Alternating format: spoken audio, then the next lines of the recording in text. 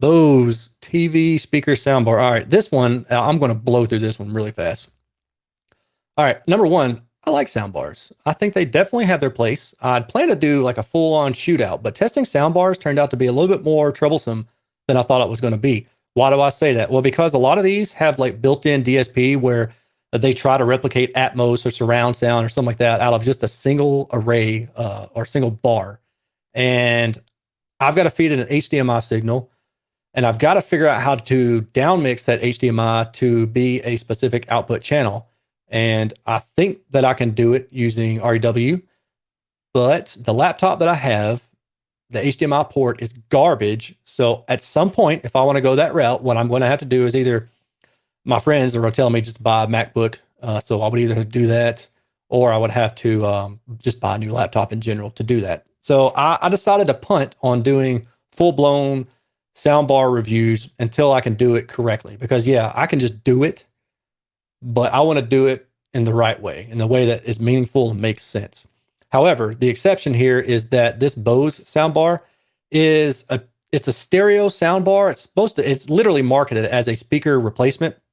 And the thing that is different about it is you can kind of see there's a tweeter right in the middle, and then there's two mid-range. I think they're full range drivers over here. And I think if I recall correctly, there's a port back here. There is no port on the left side, which is odd that there's only one port on one side, but whatever. So the way I consumed this, or the way I thought of this, was that, hey, to me, this is basically a mono speaker. So what I did was I tested it as a mono speaker. I just summed the output signal down into single mono signal and spat it out that way. And that's what we've got here. Yeah, here's the back, HDMI ARC optical in. It does, yeah, and here's the port right here.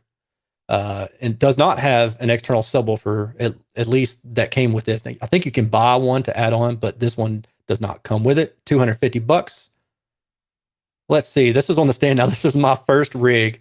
And again, I did not want to put it directly on top of the platform, because if I had done that, then there would be, a reflection surface that would kind of corrupt the measurements. And I didn't want to do that. If you're going to test it, you're going to test it right. This is the CA spinorama data for it. And woo-wee, it is all over the place. But that said, it's really not as bad as I thought it was going to be. There's a very strong resonance right here. Audible? Absolutely. You hit it a few times too. Now, the bass to me is interesting. And now looking at this, I wonder if I had gone back and stuffed that port, if it would have actually sounded better. Because I don't know if this is leakage, enclosure leakage, or if it's an actual port issue. And it's hard to say until you go back and do that. But I no longer have the speaker, so it is what it is. The high frequency being above the mid, that strikes me as odd. And the reason I say that is because you're thinking, if you're buying a sound bar, you're buying it namely to watch TV. I mean, maybe a few people are going to do it to listen to music on, but really, I doubt it. Therefore, you would expect, if anything was going to be off about the response, it would be a bump in the mid-range, in the dialogue range. So maybe 200 hertz to 2 or 3 kilohertz, somewhere in that area, to give you more, vocal. Maybe some presence in the 2 to 4 kilohertz, maybe, but definitely not a 5 decibel drop between the high and the lower mid-range. That just seems very counterintuitive to me. But yeah, overall, I mean, I guess it depends on what you're expecting, and I didn't really know what to expect with a speaker. If it had turned out to be really flat, that would have been really neat. But it's not. Estimated in-room response. Now, this is all assuming that you're sitting on axis with the speaker. You're probably going to be sitting above or below it. And if you are, then let's look at the vertical response. Yeah, it's all bunched up right through here. I mean, in some way, it's kind of like a concentric or coaxial speaker, the way that everything is kind of glued right together, which makes sense. I mean, it's all right together. You got the tweeter smack dab beside two, I think they're 2-inch full ranges. So yeah, it kind of makes sense that you would get that. I was a little bit surprised to see that the response going below the speaker, the dash lines, are different than the response going above the speaker.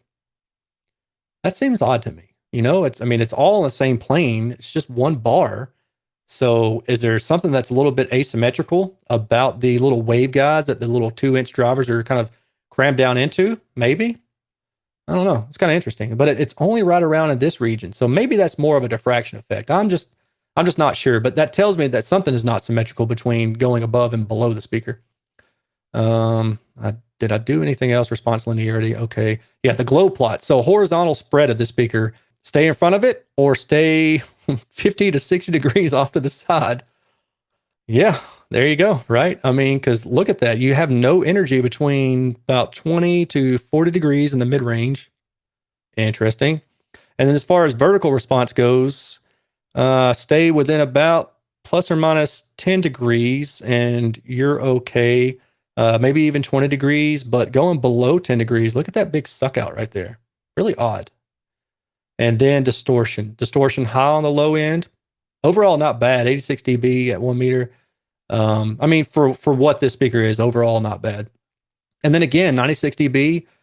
Overall, in my opinion, it's really not that bad. I mean, these are 2-inch drivers. Now, there's certainly limiting going on with this speaker. And this is it. And so the red is a delta between 86 dB and 76 dB, which this is showing me that it actually adds more output, about a half a dB through the mid-range when you turn the volume up to 86 dB. But on the low end, yeah, you can see it just chopping the response down. Now, why is it going down and then going back up? I think this is more just distortion because I see an enhancement effect when I have significantly increased distortion. And that's something that you don't see just from standard distortion testing. And that's why I believe, I mean, if I had to choose distortion or compression testing, I'd choose compression. I don't really get a lot out of distortion other than for drive units, maybe don't go below a certain point. But a lot of that's just common sense.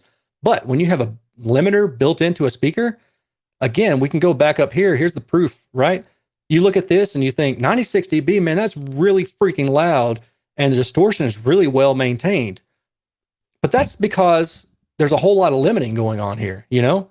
So I don't know. I mean, I prefer to look at distortion or compression more than I do distortion because I feel like it tells a more useful story. And then this is if I blow the scale out even higher. I mean, you can see if I wanted to reach 102 dB, I'm just basically just not going to happen. I don't even remember what that max output was. Long-term compression test, 86 dB for a few minutes, pretty much the same. 96 dB for a few minutes. I mean, within about half a dB, probably not going to hear it when you've been listening that long. And then there are the bass adjustment settings, which are just weird and I don't remember. So I'm going to cut this one off now